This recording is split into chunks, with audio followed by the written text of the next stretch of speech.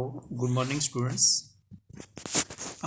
This is the question you can see on the screen is from 6.3.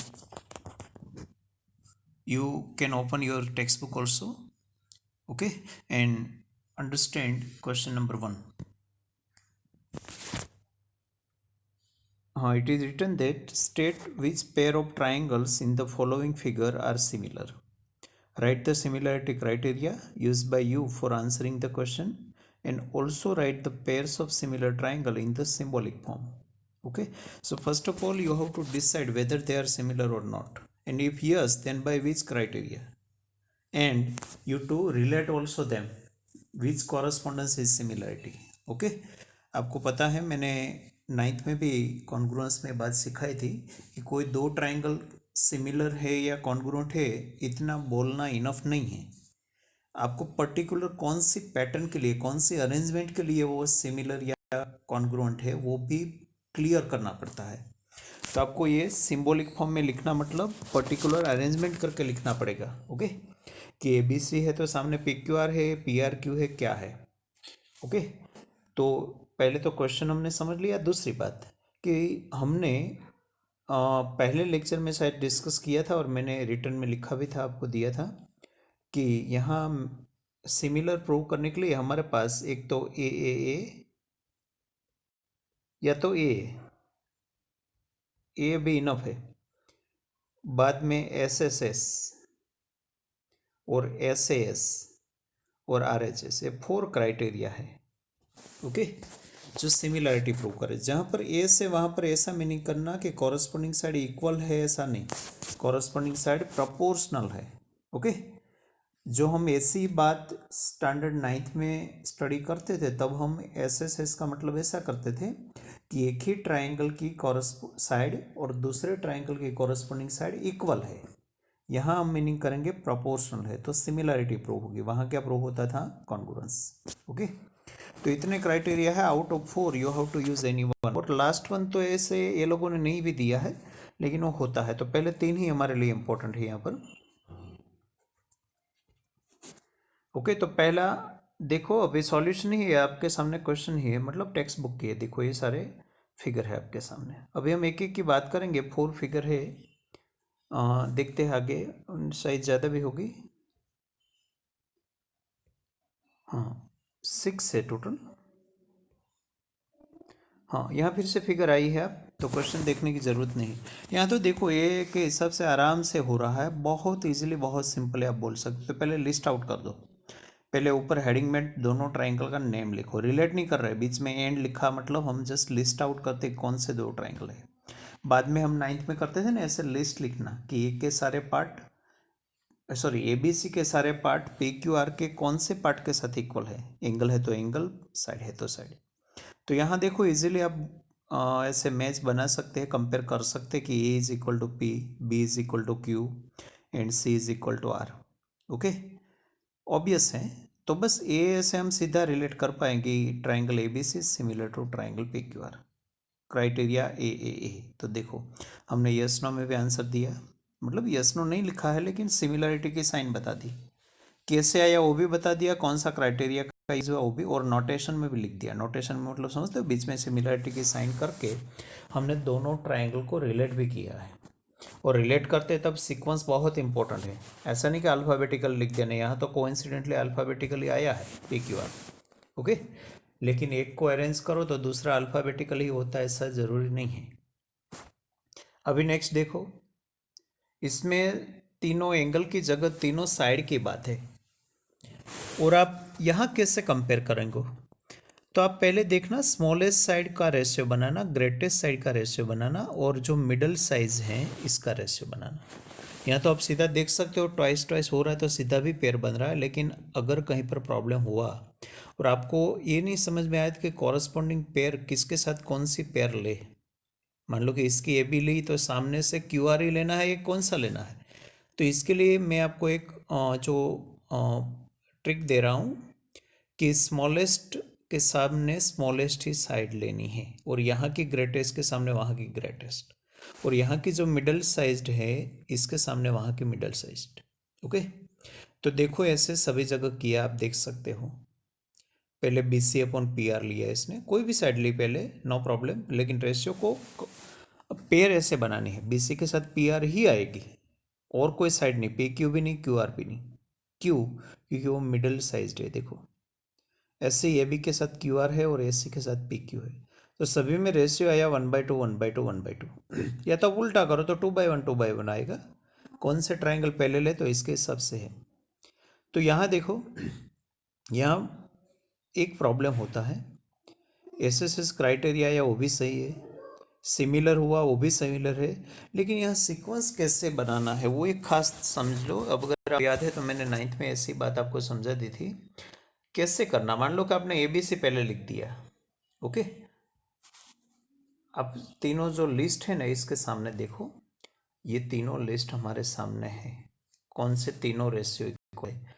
तो triangle ABC तो हमने लिखा, चलो ट्राइंगल एबीसी पहले को आप कैसे भी लिखो, नो प्रॉब्लम।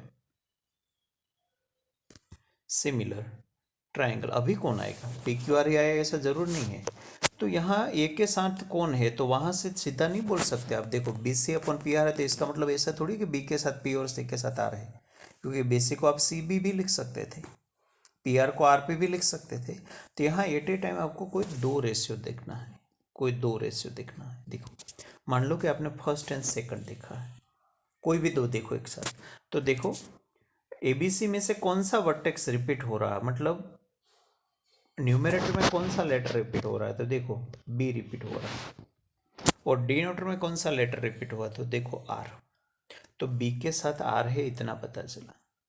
एक साथ आपको दो रेशियो देखना पड़ेगा, क्योंकि एंगल एक भी नहीं है। एंगल एक भी होता ना तो आसानी से हम पकड़ लेते, लेकिन यहाँ ऐसा करना पड़ेगा। खास याद रखना है method, at a time you how to consider two ratios, and out of numerator which letter is repeating and out of denominator which one is repeating. According to that you match the first vertex.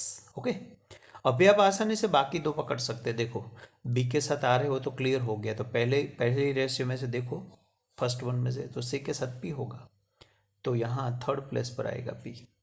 बस तीसरा तो automatic यहाँ खाली place पर बिठा दो, तो Q R P. तो क्यू आर पी कहाँ से आए वो देख लो, फिगर देखने से भी पता नहीं चलता, एवरी टाइम नहीं। तो इसमें यही एक ट्रिक है, यही एक आइडिया है जो आपको अप्लाई करना पड़ेगा। Again I repeating, when ever all three side मतलब एस एस एस होता है तब की बात है, तब स्टार्टिंग करना मुश्किल होता है। तो आपको एक साथ दो रेशियो देखना है और इसमें रिपीटिंग लेटर कौन सा है इसके हिसाब से पेयर बनानी है। बस एक पकड़ में आ जाए, बाद में बाकी के दो आसानी से आपको मिल सकता है। और नेक्स्ट देखो, वहाँ भी तीनों साइड की बात है, तीनों साइड है, तो यहाँ भी देखो आप स्मॉलेस्ट के साथ स्मॉलेस्ट ले लो, तो यहाँ 2 है और वहाँ स्मॉलेस्ट कौन है, 4 है, तो इसने 2 and 4 लिया। देखो लास्ट में नो प्रॉब्लम, हम पहले स्मॉलेस्ट लेंगे, बाद में बिगेस्ट लेंगे और बाद में मिडल रेंज्ड। ओके, तो ऐसे ही इसने लार्जेस्ट वन यहाँ का 3 है LP, वहाँ पर DF लिया, तो 3/6 1/2 मिला। ऐसे मिडल साइज यहाँ LM है 2.7, वहाँ का मिडल साइज है EF।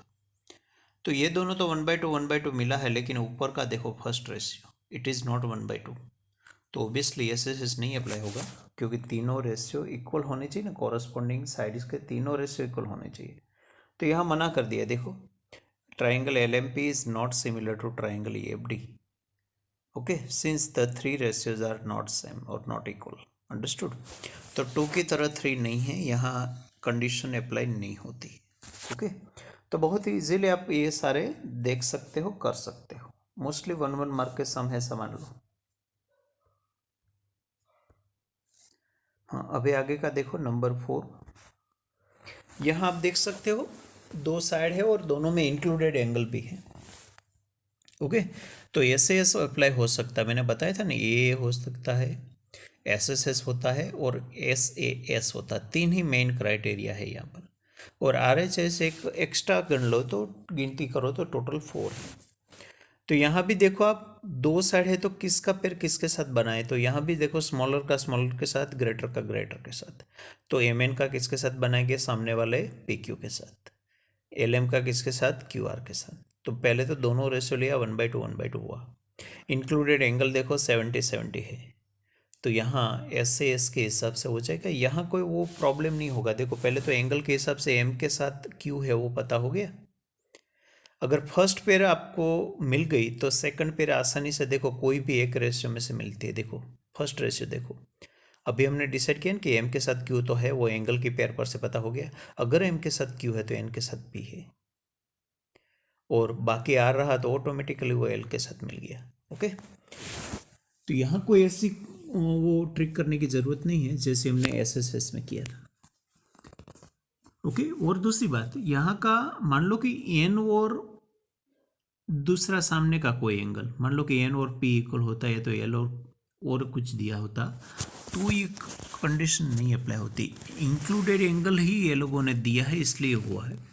इंक्लूडेड नहीं है ऐसा कोई एंगल मान लो कि इक्वल दिया होता तो हम सिमिलर प्रूव नहीं कर पाते।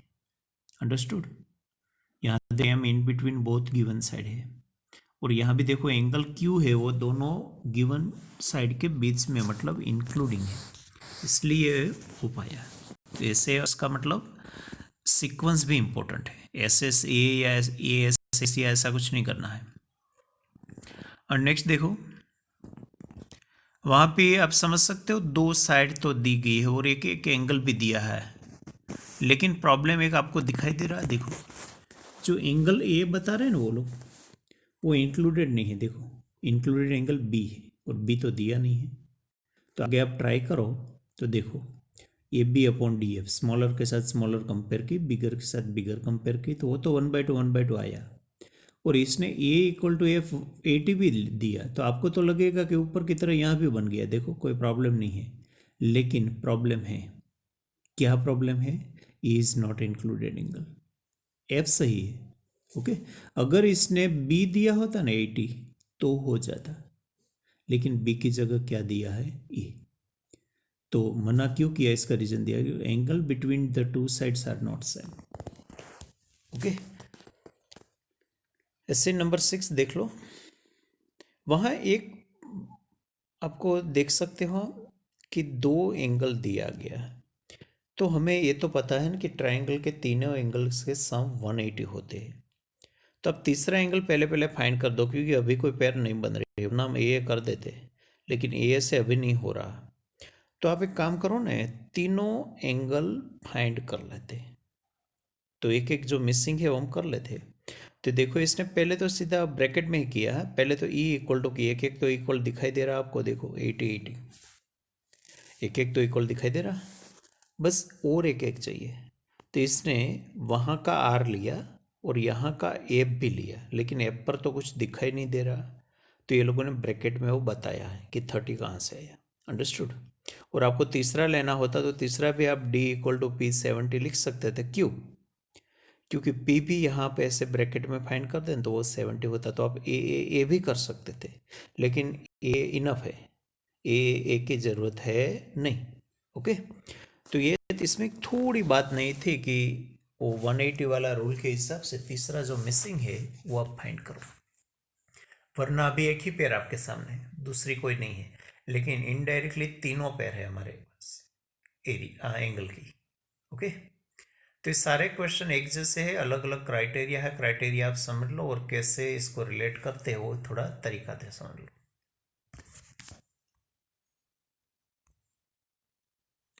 ये सेकंड नंबर वाला क्वेश्चन देख लो, फिगर एक खास देखो ना, बोले in the given figure ODC similar to OBA, ODC is similar to OBA। इसने सिमिलरिटी दी गई है, हमें कोई प्रूव नहीं करना है कि कैसे है, सिमिलर है या नहीं है, सब कुछ क्लियर है कि सिमिलर है, और कौन से कॉरस्पॉन्डेंस के लिए सिमिलर है वो भी दिया गया, मतलब सब अरेंज करके दिया है। इसने क्या क्या दिया है तो देखो, एक तो BOC आप देख सकते हो 125 है, CDO 70 देख सकते हो, दो एंगल है। क्या क्या चाहिए इसको? एक तो DOC, DOC मतलब समझते हैं ना, ओ पर, DCO एंड OAB। ओके, तो तीनों एंगल इसको ये चाहिए। तो आप अभी वैसा प्लान देखो, मोस्ट ऑफ स्टूडेंट मिस्टेक क्या करते हो मैं आपको बता दूं, यहाँ कोई z देख के ऐसा मत बोलो कि ये अल्टरनेट एंगल है इसलिए इक्वल होगा, क्योंकि हमें ये पता नहीं कि D C and A B are parallel और नॉट। हो भी सकता है, नहीं भी हो सकता है। तो हम पैरेलल है ऐसा मान के कुछ अल्टरनेट एंगल का यूज नहीं करेंगे। हमें यहाँ जो ये लोगों ने दिया है ना कि सिमिलर है, तो सिमिलरिटी के हिसाब से आगे बढ़ेंगे। अंडरस्टूड? तो ऐसे आपको करना पड़ेगा। तो पहली बात तो ये है, देखो यहाँ इसका सॉल्यूशन देखने से पहले मैं आपको बता दूं, एक तो 125 दिया है, आपको पता है। तो 120 के 25 के साथ दो एंगल लीनियर पेयर बना रहे, दिखाई दे रहा? देखो ये जो ओ एंगल है यहाँ पर, वो इसके साथ लीनियर पेयर बना रहा है, नीचे वाला भी बना रहा है, लेकिन दोनों में से कोई एक समझ लो ना, वर्टिकली ऑपोजिट एंगल थे होते हैं। तो हम वो ऊपर वाले ट्राइंगल में देखते हैं, तो एक तो डी ओ सी जो लोग मांग रहे हैं ना, इसने मांगा है डी ओ सी, वो पहले आसानी से मिल जाएगा, लीनियर पेयर है देखो। तो ये मिलेगा, बाद में आपको डी सी ओ मिलेगा। देखो डी सी ओ कैसे मिलेगा, समझ गए? एक ही ट्राइंगल दो एंगल अभी हमारे पास होगा, एक है, एक मिलेगा, तो तीसरा भी मिलेगा। तो एक ट्रायंगल तो कंप्लीट हो गया। अभी इसको क्या चाहिए, ओ ए बी। तो ओ ए बी आप कहाँ से लाओगे? तो ओ ए बी लाने के लिए आपको सिमिलरिटी का यूज़ करना पड़ेगा। ऊपर दिया है ना, O D C is similar to O B A. तो इसका ए है, दूसरे ट्रायंगल का ए है, वो पहले ट्रायंगल का कितने किसके साथ कॉरस्पॉन्डिंग एंगल है? तो इसका सी के साथ। देखो इसका सी मतलब, पहला ट्रायंगल का सी मतलब क्या, डी सी ओ। ओके, आप देखो ये मैंने पहले ये जो मार्क किया वो मिलेगा, इसके बाद मैंने बोला कि ये मिलेगा आपको। ये दोनों तो आसानी से मिल गए, आप समझ गए। लेकिन प्रॉब्लम ये है कि इसको हम कैसे फाइंड करें, जो मैं डॉट कर रहा हूँ, इसको कैसे फाइंड करें? तो इसके लिए हम यहाँ आए, यहाँ पर, यहाँ से आप देख सकते हो, ये नीचे वाला ट्राइंगल का ए, ओ बी ए का ए और ओ डी सी का सी, वो दोनों कॉरस्पॉन्डिंग एंगल है। तो यहाँ जो सी एंगल मिलता है ना, वही इसका ए एंगल होगा। क्यों होगा? कॉरस्पॉन्डिंग एंगल, सिपेसिटी हम बोलते थे ना पहले, यहाँ सिपेसिटी नहीं बोलते क्योंकि कॉन्ग्रुएंट ट्राइंगल नहीं है, लेकिन बात ऐसी बनती है कि corresponding angle of similar triangle ऐसे लिख सकते हो, सी पी एस टी ऐसे बोल सकते हैं, सी पी सी टी की जगह सी पी एस टी।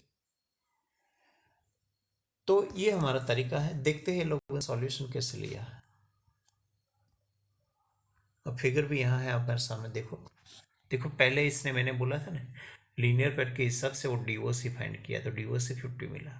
इसके बाद वो लोग एंगल सी फाइंड करेंगे वहाँ पर। देखो तीनों का सम 180 बता के कैसे है आप समझ सकते हो। देखो एक तो 70 था, दूसरा अभी भी 55 मिला, तो तीसरा डी सी वो 55 मिल गया। तो अभी तक सिमिलरिटी का कोई यूज़ नहीं हमने नहीं किया, लेकिन यहाँ नीचे वाले ट्राइंगल में ए को फाइंड करने के लिए एक ही तरीका है, क्योंकि वहाँ 180 वाली बात नहीं अप्लाई होगी, क्योंकि दो एंगल नहीं है कि तीसरा हम फाइंड करें, एक ही एंगल है वहाँ पर। ओके 55। तो ये लोगों ने देखो ये सिमिलरिटी के हिसाब से बोला है कि O A B is equal to O C D. Only A equal to C मत बोलना, क्योंकि ए एंगल मतलब पूरा देखो, ऊपर फिगर में देखो वो लोग कौन से एंगल भाग रहे हैं। यहाँ पर ओ ए बी,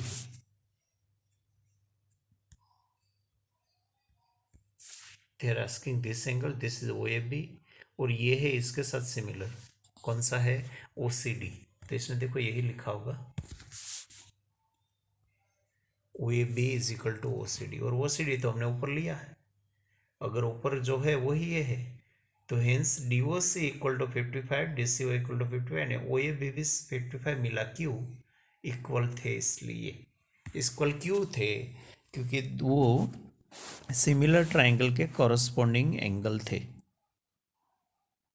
अंडरस्टूड? तो ये सम थोड़ा ठीक से समझना। सॉल्यूशन आपके सामने है, अभी आप ऐसे स्क्रीनशॉट या लेना है तो ले सकते हैं, सॉल्यूशन है।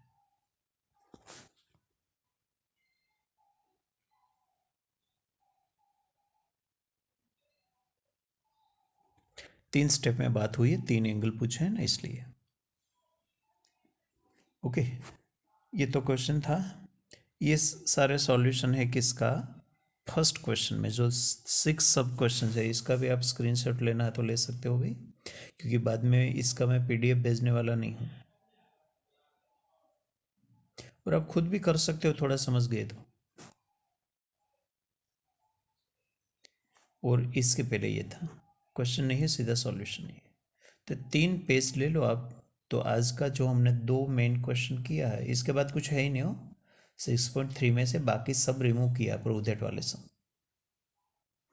Okay, so I hope you understood today's main two questions. In first one, to prove, first of all, to verify whether they are similar or not, and if similar, then by which criteria, and if yes, then you have to write in notation form. और दूसरे में थोड़ा figure ही था, तो figure के हिसाब से हमने समझ लिया कि कैसे आगे बढ़ना है। ओके, वो भी आप थोड़ा समझने की ट्राई करो तो इतना मुश्किल नहीं था। पहले तो वो आसानी से मिल गया था, बाद ऊपर सी आसानी से मिल गया था। एक ये फाइंड करने के लिए हम सिमिलरिटी का कॉन्सेप्ट का यूज़ करना पड़ा था, वो थोड़ा अलग से याद रखो। ओके, अभी आज मैं यहाँ आपको होमवर्क नहीं दे रहा हूँ, होमवर्क आपको अलग से मिलेगा।